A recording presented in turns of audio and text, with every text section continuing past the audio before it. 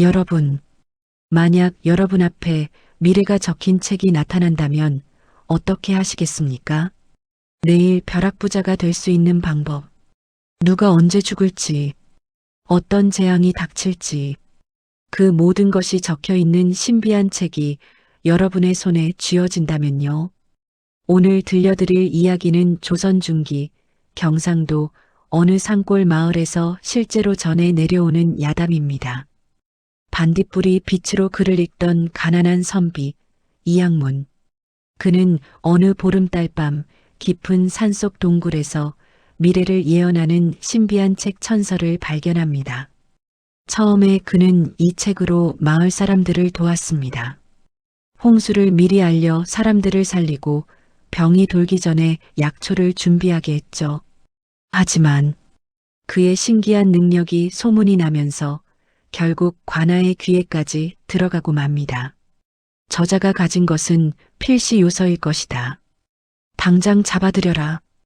광군들이 마을로 쳐들어오던 그날 밤, 이양문은 생애 가장 어려운 선택의 기로에 서게 됩니다.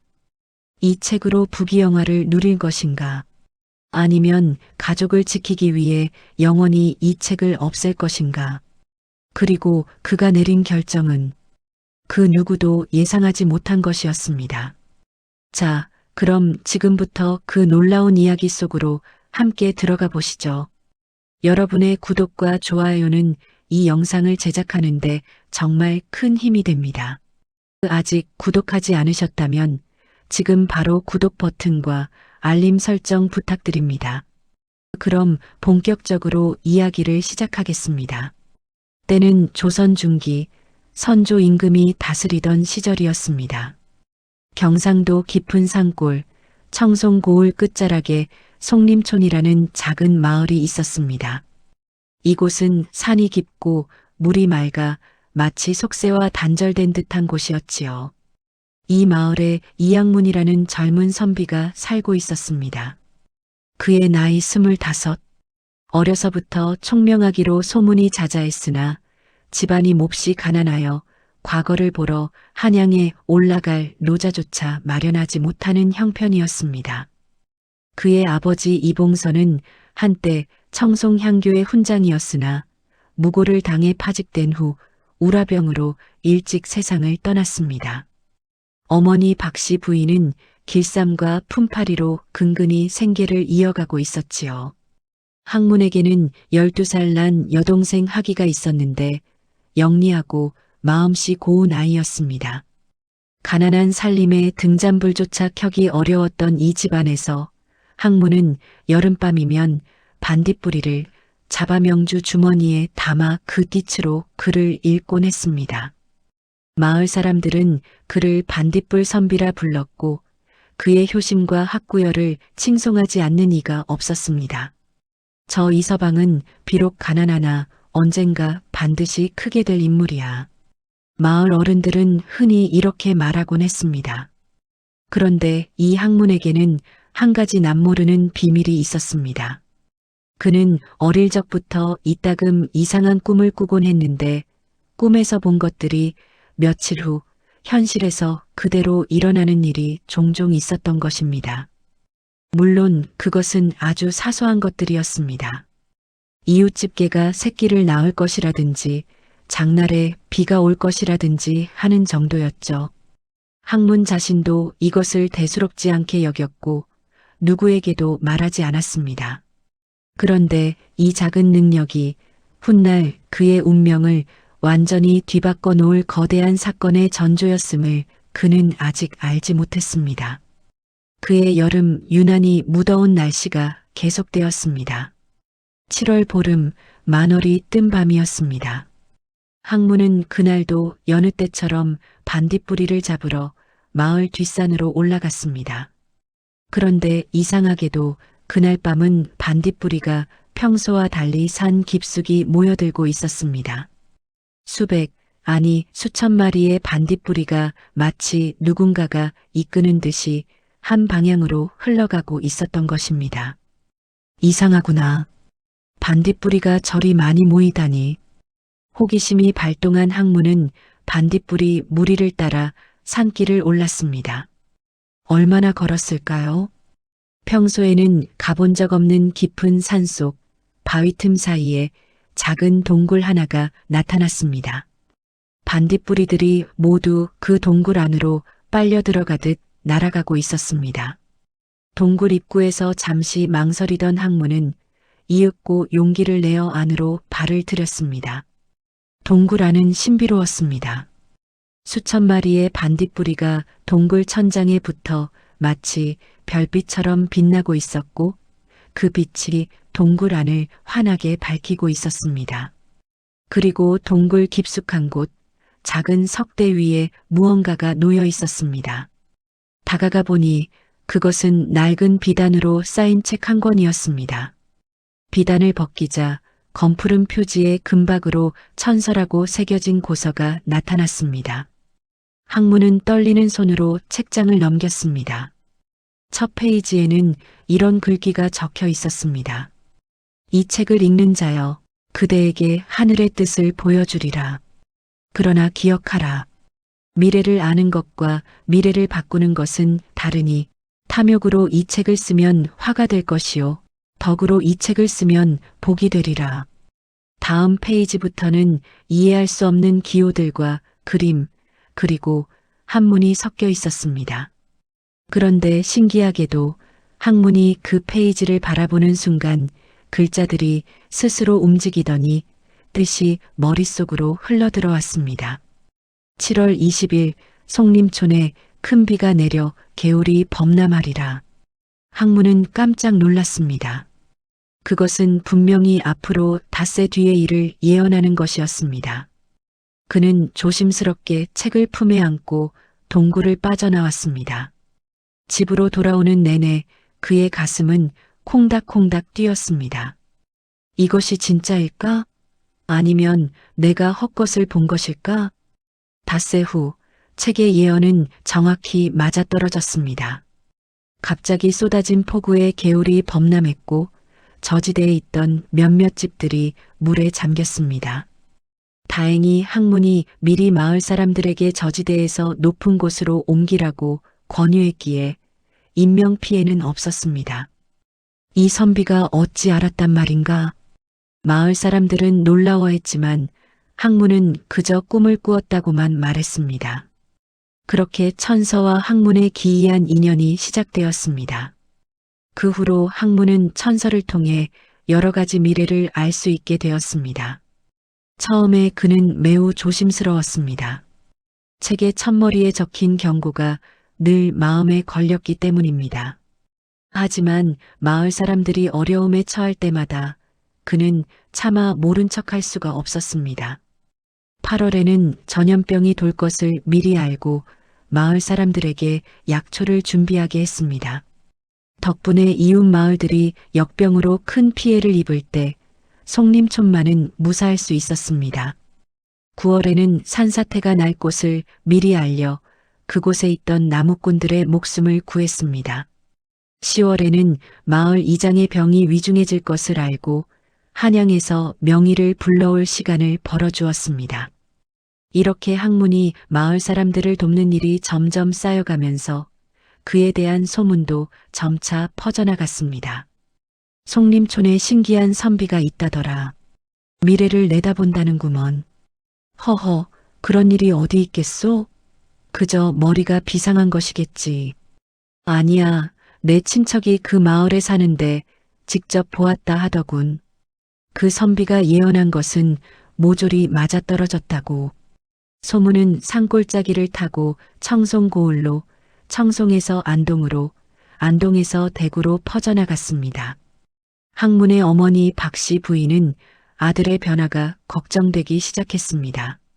항문아, 요즘 내가 하는 일이 너무 눈에 띄는구나. 사람이 너무 드러나면 좋지 않단다. 어머니, 걱정 마십시오. 저는 그저 마을 사람들을 돕고 있을 뿐입니다. 그렇지만 높은 곳에서 이 소문을 들으면 어찌 되겠느냐.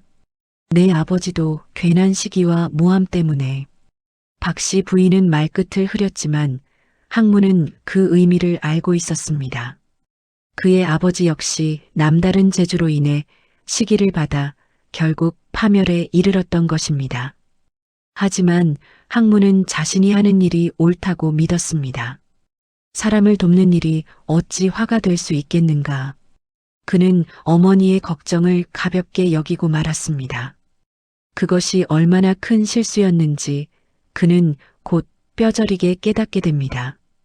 어느 날 청송 현감의 아들 김도준이 마을을 찾아왔습니다.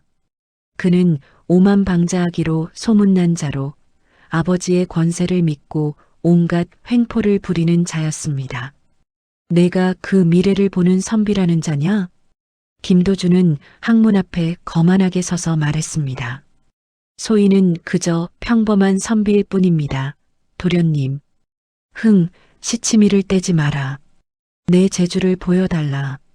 내 운세를 점쳐보거라. 학문은 곤란해졌습니다.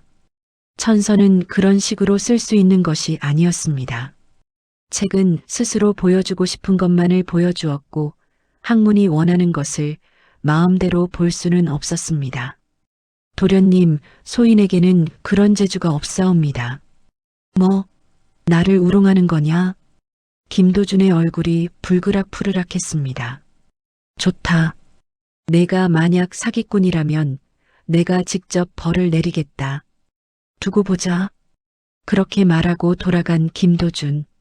그의 눈빛에 서린 음흉함을 학문은 놓치지 않았습니다.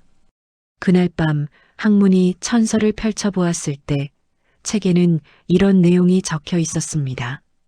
11월 초하루 광군이 송림촌을 포위하리라.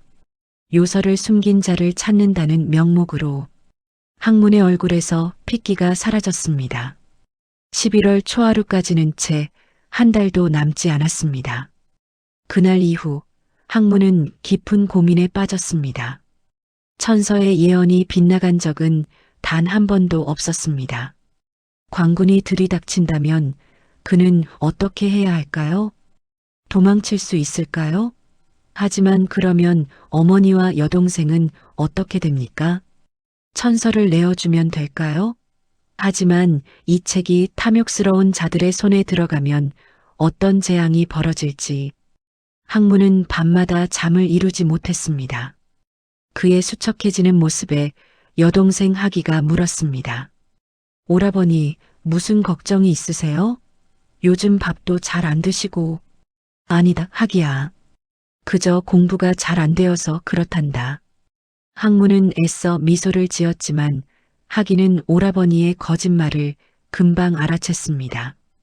하지만 어린 하기는 더 이상 묻지 않았습니다. 오라버니가 말하고 싶지 않아 하는 것은 분명했으니까요. 10월이 깊어가면서 마을에도 불길한 기운이 감돌기 시작했습니다. 어디선가 흘러나온 소문이 마을 사람들의 귀에도 들어온 것입니다. 관가에서 우리 마을의 그 선비를 수상히 여긴다더라. 요망한 술법을 쓴다는 혐의래. 세상에 그 착한 이서방이 말도 안 돼. 마을 사람들은 학문을 걱정하면서도 동시에 자신들에게도 화가 미칠까 두려워하기 시작했습니다. 관가와 얽히면 좋을 게 없다는 것을 모두가 알고 있었으니까요. 평소 학문을 좋게 보던 이웃들도 하나둘 발길을 끊기 시작했습니다. 학문의 집 앞을 지나갈 때면 고개를 돌리거나 일부러 먼 길로 돌아가는 사람들이 늘어났습니다. 박씨 부인의 얼굴에도 그늘이 짙어졌습니다. 학문아, 어찌하면 좋겠느냐? 이러다 정말로. 어머니는 말을 잇지 못하고 눈물만 흘렸습니다. 어머니, 제가 모든 것을 해결하겠습니다.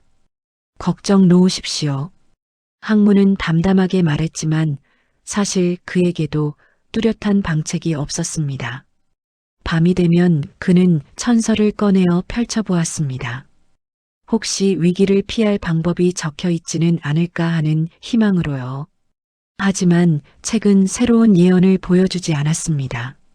마치 학문 스스로 결정을 내리기를 기다리는 듯이 10월 스무날 밤 학문은 천서를 바라보며 혼자 중얼거렸습니다. 미래를 아는 것과 미래를 바꾸는 것은 다르다. 책 첫머리에 적혀 있던 글귀가 떠올랐습니다. 그렇다면 나는 미래를 바꿀 수 있는 것인가? 바로 그때였습니다. 갑자기 천서의 페이지가 저절로 넘어가더니 새로운 글귀가 나타났습니다. 선택의 때가 왔도다. 이 책을 버리면 평범한 삶을 되찾으리라. 이 책을 품으면 고난의 끝에 깨달음을 얻으리라. 무엇을 택하든 그것이 그대의 운명이 되리니. 학문은 한참을 그 글귀를 바라보았습니다. 책을 버린다? 그러면 모든 것이 끝날까? 하지만 그렇게 쉽게 버릴 수 있는 것인가? 이 책으로 얼마나 많은 사람을 도왔는가? 앞으로도 도울 수 있을 것인데 학문의 마음은 갈피를 잡지 못했습니다. 11월 초하루가 밝았습니다.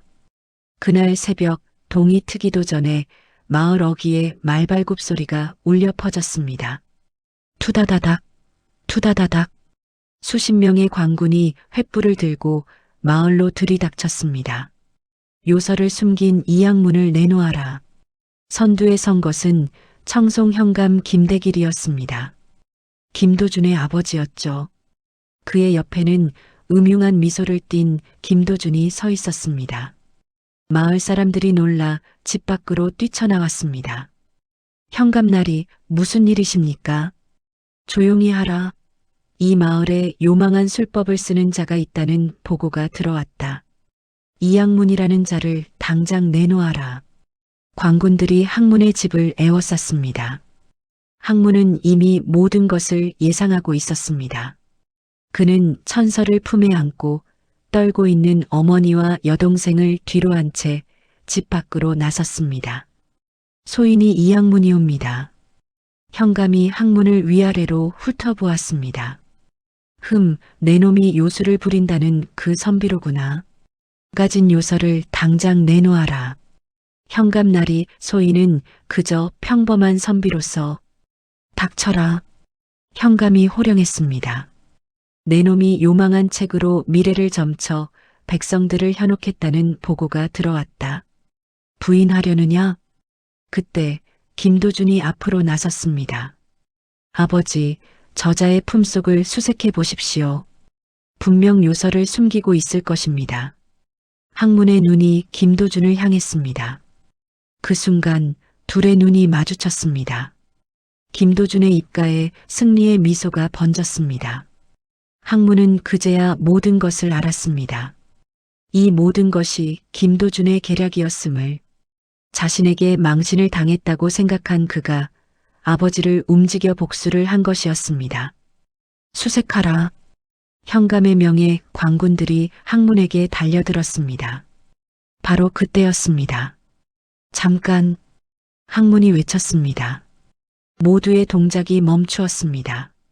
학문은 천천히 품속에서 천서를 꺼냈습니다. 이것이 나리께서 찾으시는 것이옵니다. 현감의 눈이 탐욕으로 빛났습니다. 오호, 그것이 바로 그 요서란 말이냐? 요서가 아니옵니다. 하늘이 내린 책, 천서이옵니다. 뭐, 천서? 현감이 코웃음을 쳤습니다. 허튼 소리 마라. 그런 것이 어디 있단 말이냐? 이 책에는 미래가 적혀 있사옵니다. 학문의 목소리가 차분하게 울려 퍼졌습니다. 현감 나리께서 원하신다면 이 책을 드리겠사옵니다. 하오나, 하오나, 이 책에는 현감 나리의 미래도 적혀 있사옵니다. 들어보시겠사옵니까?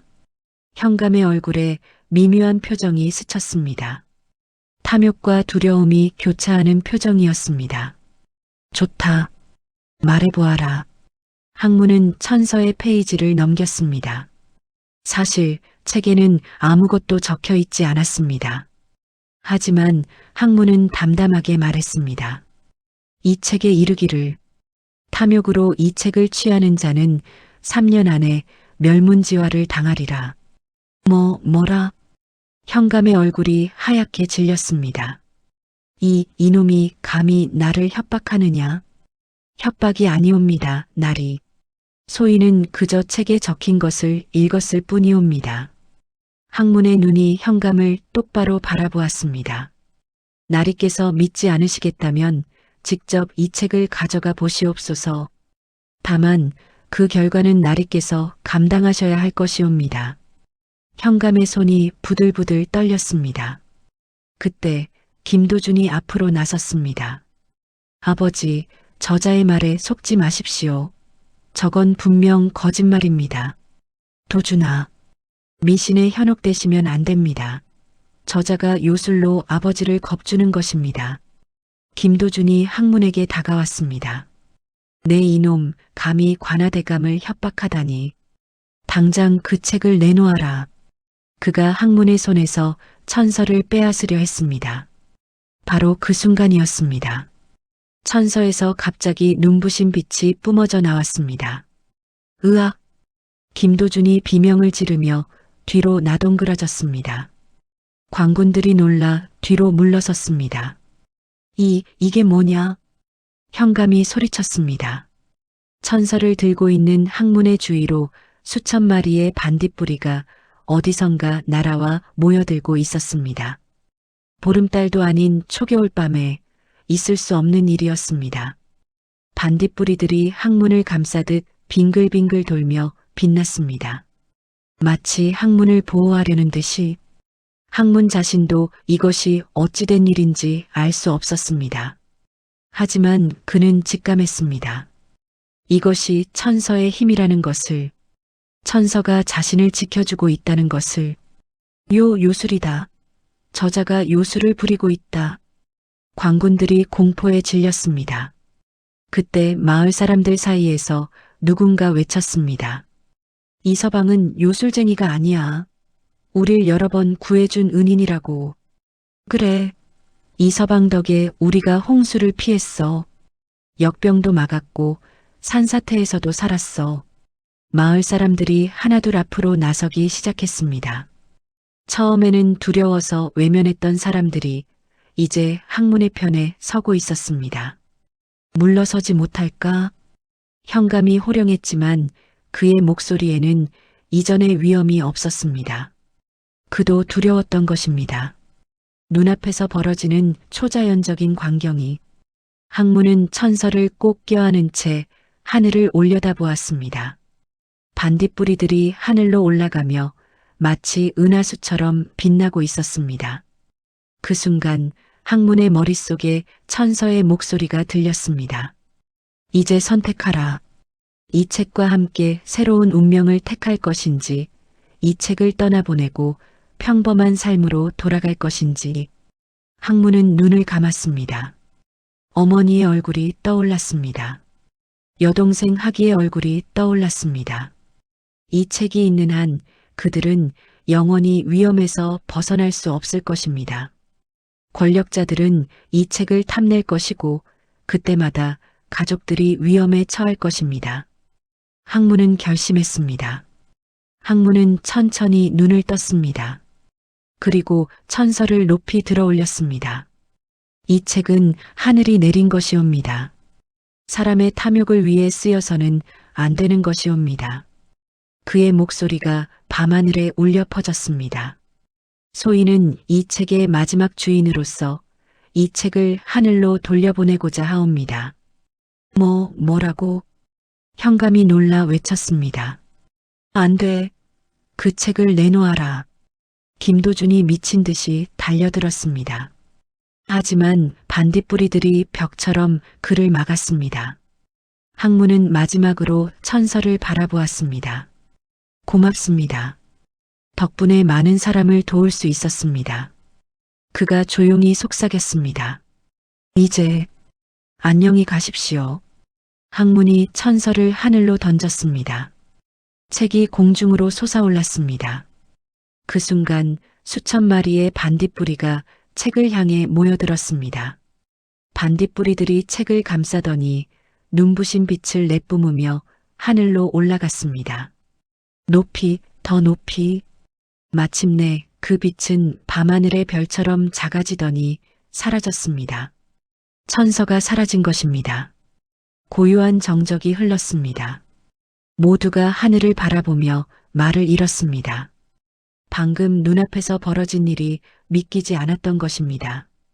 가장 먼저 정신을 차린 것은 현감 김대길이었습니다. 그의 얼굴은 창백했고 온몸이 떨리고 있었습니다. 저게 진짜였단 말이냐? 그는 중얼거렸습니다. 진짜 천서였다면 학문이 읽어준 예언도 진짜였을 것입니다.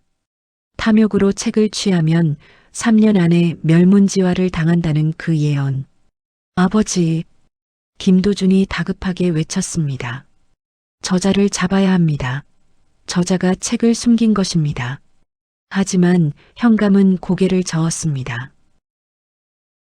됐다. 예. 모두 물러나라. 돌아간다. 아버지, 그게 무슨 말씀이십니까? 김도준이 항의했지만 현감은 이미 말머리를 돌리고 있었습니다.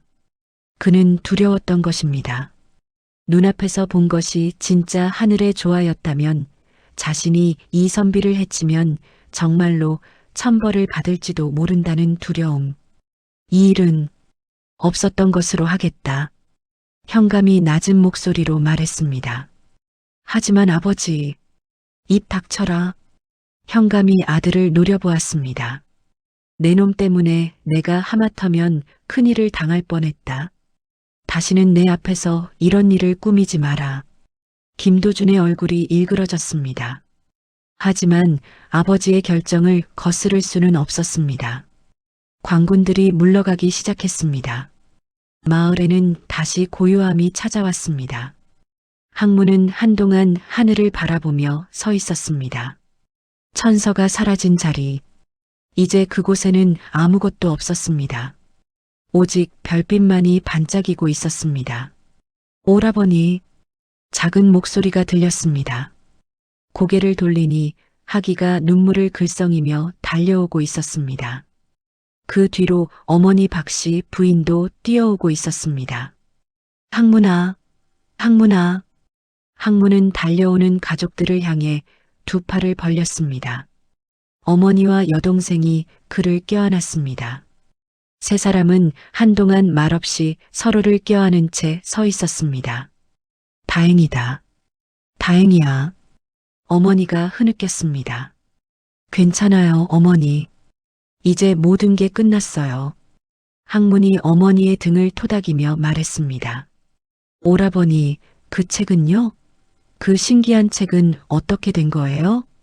하기가 물었습니다. 하늘로 돌아갔단다. 학문이 미소 지었습니다.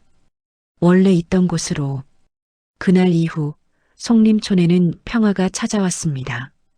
현감 김대길은 그 일 이후로 송림촌 근처에는 얼씬도 하지 않았습니다. 오히려 마을에 대한 세금을 낮춰주고 불편함이 없도록 배려했다고 합니다. 천벌이 두려웠던 것이겠지요. 김도준은 아버지에게 크게 꾸짖음을 당한 뒤로 행실을 고쳤다고 합니다. 물론 진심으로 반성한 것인지는 알 수 없지만요. 학문은 어떻게 되었냐고요? 그는 이듬해 봄 마침내 과거를 보러 한양으로 떠났습니다. 마을 사람들이 십시일반 노자를 모아주었던 것입니다. 이서방, 꼭 급제해서 돌아오시게. 우리 마을의 자랑이 되어주시오. 마을 사람들의 환송을 받으며 한양으로 향한 학문. 그리고 그의 가을, 놀라운 소식이 송림촌에 전해졌습니다. 이 학문이 과거에 급제했다는 소식이었습니다. 그것도 장원급제로. 마을 사람들은 기뻐 춤을 추었습니다. 역시 우리 이서방이야. 반딧불 선비가 해냈어. 몇 년 후 학문은 고향으로 돌아왔습니다. 이제 그는 당당한 관리가 되어 있었습니다. 그는 청송고을의 현감으로 부임했습니다. 가난하고 억눌린 백성들을 위해 일하는 청백리로서 학문이 현감으로 있는 동안 청송고을에는 억울한 일이 없었다고 합니다. 그는 미래를 보는 책이 없어도 백성들의 마음을 읽을 줄 알았으니까요. 어느 날 밤 관아뜰에서 달을 바라보던 학문의 눈에 반딧불이 한 마리가 들어왔습니다. 작은 반딧불이 하나가 그의 주위를 맴돌았습니다. 항문은 미소를 지었습니다. 오랜만이구나. 그가 조용히 말했습니다. 반딧불이는 마치 대답하듯 한번 반짝이더니 밤하늘로 날아올라 사라졌습니다. 항문은 오래도록 그 빛이 사라진 하늘을 바라보았습니다. 그의 눈가에는 옅은 미소가 걸려 있었습니다.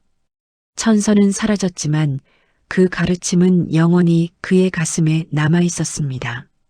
미래를 아는 것보다 중요한 것은 현재를 올바르게 사는 것이라는 것을, 탐욕이 아닌 덕으로 살아갈 때 비로소 진정한 복이 찾아온다는 것을.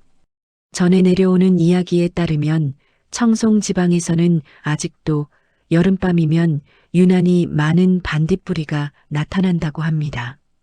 사람들은 말합니다. 그것은 천서의 영혼이 착한 사람들을 지켜보고 있는 것이라고. 반딧불이가 많이 보이는 해에는 마을에 좋은 일이 생긴다는 속설도 전해집니다.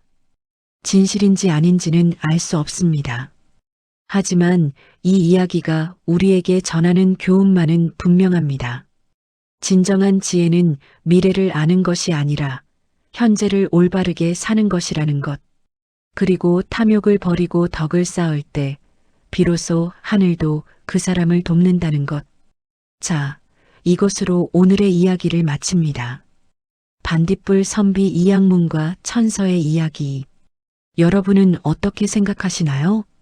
만약 여러분 앞에 미래가 적힌 책이 나타난다면 어떤 선택을 하시겠습니까? 영상 시청해 주셔서 정말 감사합니다.